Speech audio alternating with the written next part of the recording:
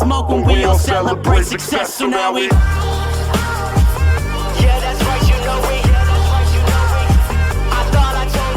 Hey guys, it's been a long time since I've done any kind of YouTube update, but I haven't been idle in that time.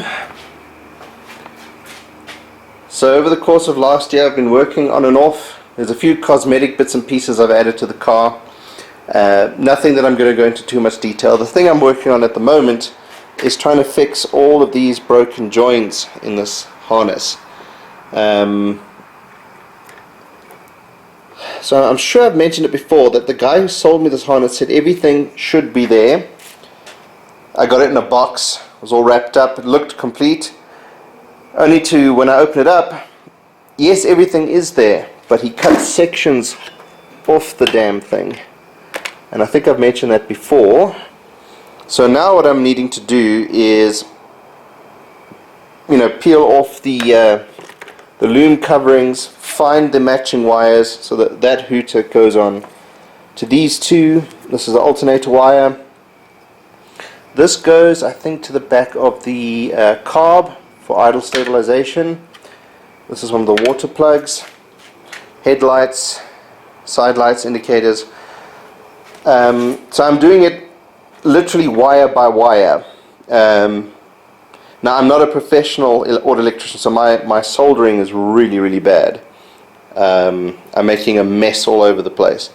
So I decided to slow down instead of trying to rush it. I am obviously keen to get this car finished finally, but I thought let me slow down, we'll do it wire by wire, do it properly, take your time, and we'll just get it done. One of the updates I do need to tell you guys about, and I'll show you some photos on the side there, is I'm updating some of the plugs. This is the water temp plug. And the reason I'm doing that is I'm kind of bringing the car forward. See, this pin is different. The radiator pin on the side is different. It takes this big guy. So I've had to change the fan switch. I've also hooked up the brakes, finally, from master cylinder down to the splitters. That's all done. It's not the best job, but they're connected. So what I might do, once the car is running and I've had some time to just actually use the car and work out all the kinks, I might replace the lines. Now that I know the correct lengths, take these hard lines out and just do braided all the way back and just be done with it. But the focus now, guys, is to get the wiring done, get the car started. We also had some issues with the handbrake. You'll see the handbrake is in pieces again. So we're going to try and sort that out. I had to take the drums off, the wheels off, take the drums off, rebuild the drums both sides and put them back together. I had to rerun the handbrake cables because there was a kink somewhere that was stopping the handbrake from actually engaging the brakes. So I'm glad we got to sort that out, but now the handle for some reason is not lining up with the switch. And then this wiring harness I've kind of put roughly in place just to try and see if I have everything. Luckily it is mostly there. Let's just have a quick chat about this thing here. That's the speedo cable I pulled through. So let's just take the key out here. No, that would turn the car on once upon a time. That would turn the car on. This will take it off.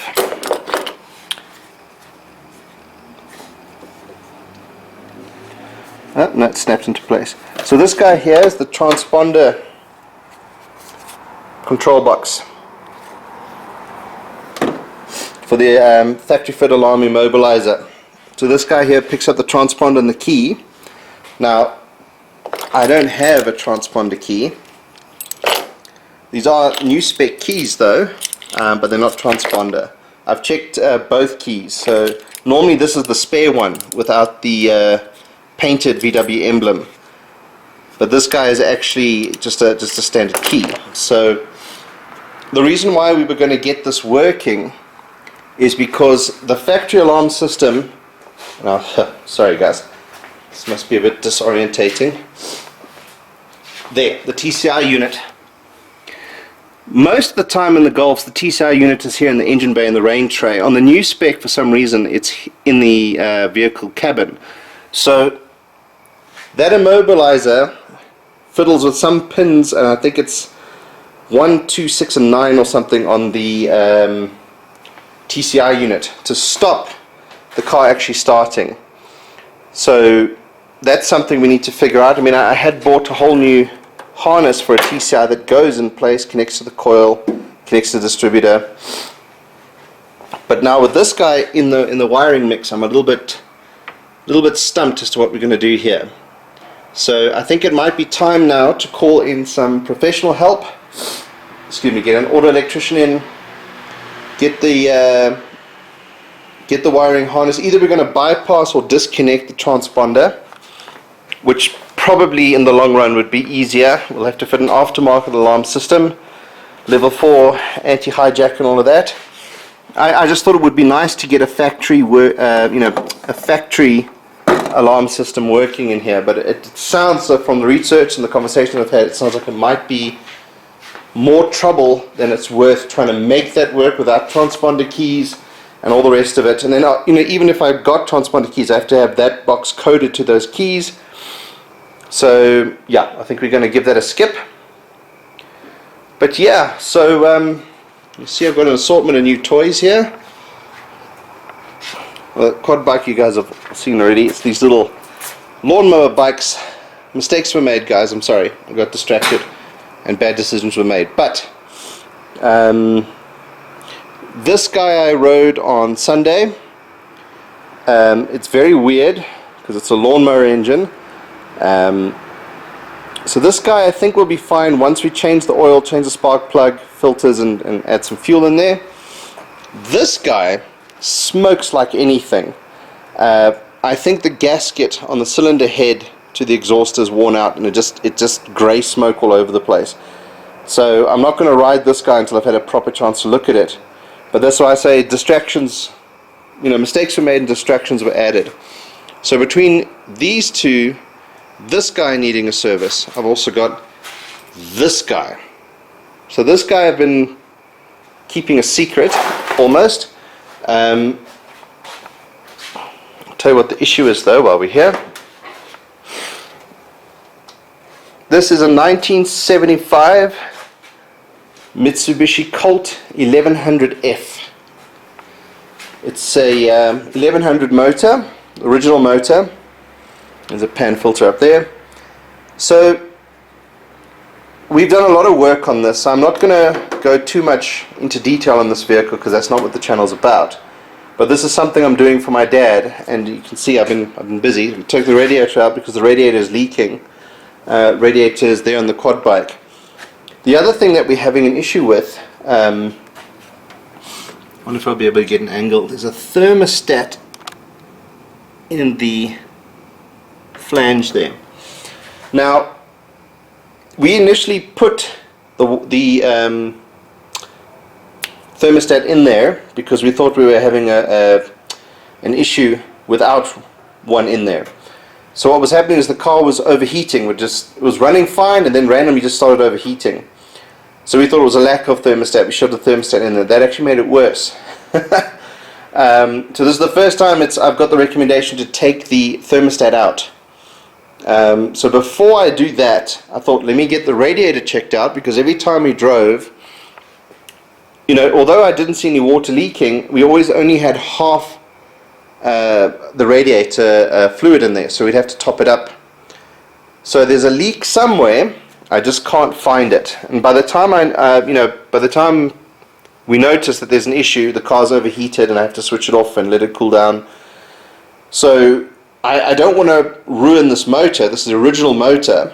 I mean, this particular car is a bit unique because I've got the original papers for it from the day it was bought.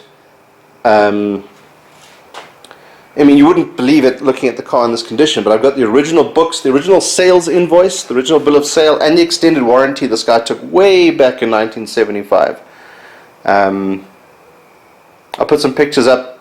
It's got a really cool, who made it? Was it Skylark or Sterling? Sun shield on there.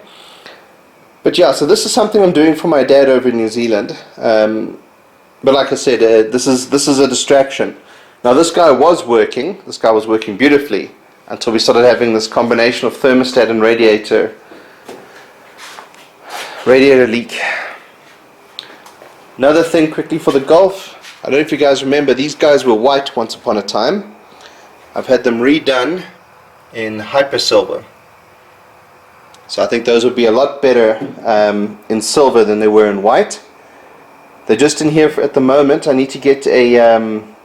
I want to put some cardboard in between because the paint was still wet when I got them out. You see that they chip very easily, which is a bit of a... I mean, that happened when it was just new, just out the car. Something fell on it and chipped the paint. So MIM 1900s. Nicely refurbed in hyper silver. So these guys will probably go on the car just because they look really, really good on the car. And then obviously I've got my snowflakes, which ironically also look really, really good on the car. They need a bit of a clean. And these are all the bits and pieces when I was fiddling with the brakes. Oh, excuse me guys, I've got a bit of a cold here. So anyway, this is where we are. I'm really hoping to get some proper help in there.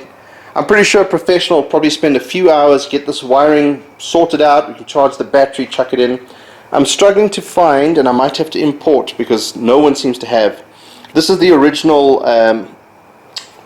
brake fluid reservoir.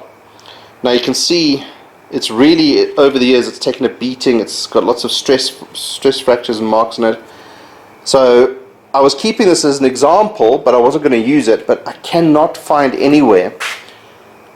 So now that the brakes are all together, in theory I could put this guy on. I'm not going to do it now because I don't want water. The brake fluid, the .4, is hydroscopic. So it'll absorb moisture out of the air and introduce it into the fluid. So I don't want to do that, and basically I'm going to put the fluid in and then start running the car. So once the car is able to move under its own power, the handbrake is working and we've got everything sorted, then I'll put the fluid in. Yeah, it's like we're so close, but at the same time we're just not getting over the line. And that's why I took a break last year. We were just having a crazy year at work, so I decided let me just take a break from this, work on that, and I've done some work on the Cabrio as well.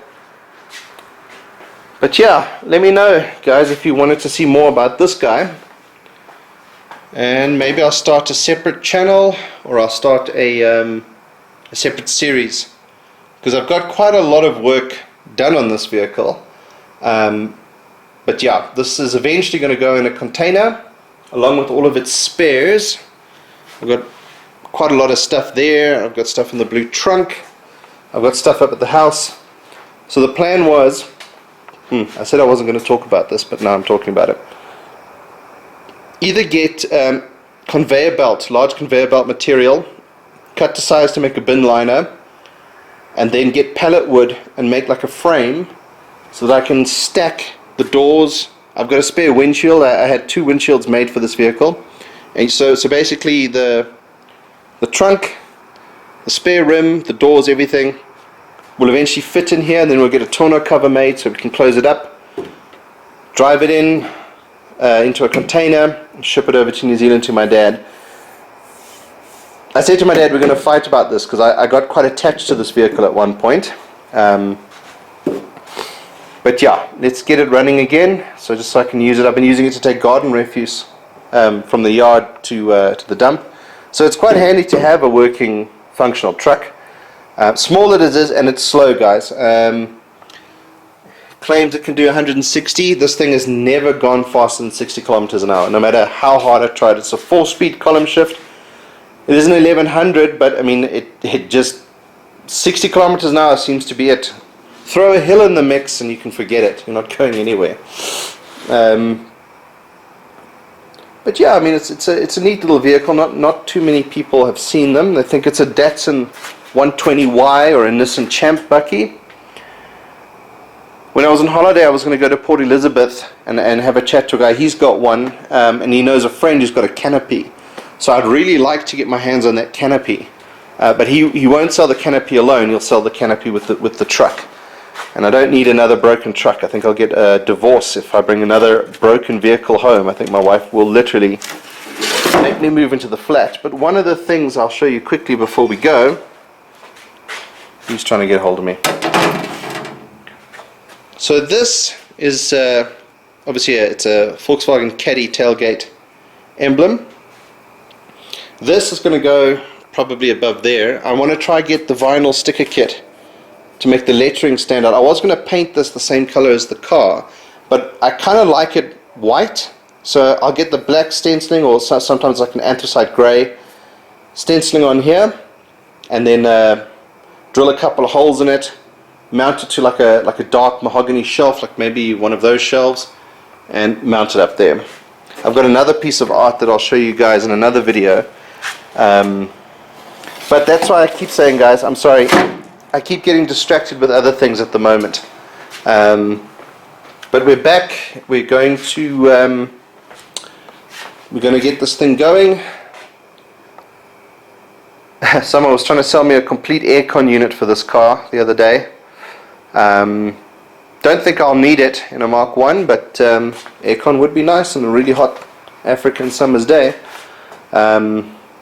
But yeah, I'm going to leave it there, guys. I'm rambling now, and we will catch you guys in the next video. Cheers. Hi guys, thanks so much for watching.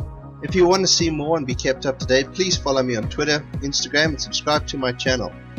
With your help, we can get this project complete and move on to the next one.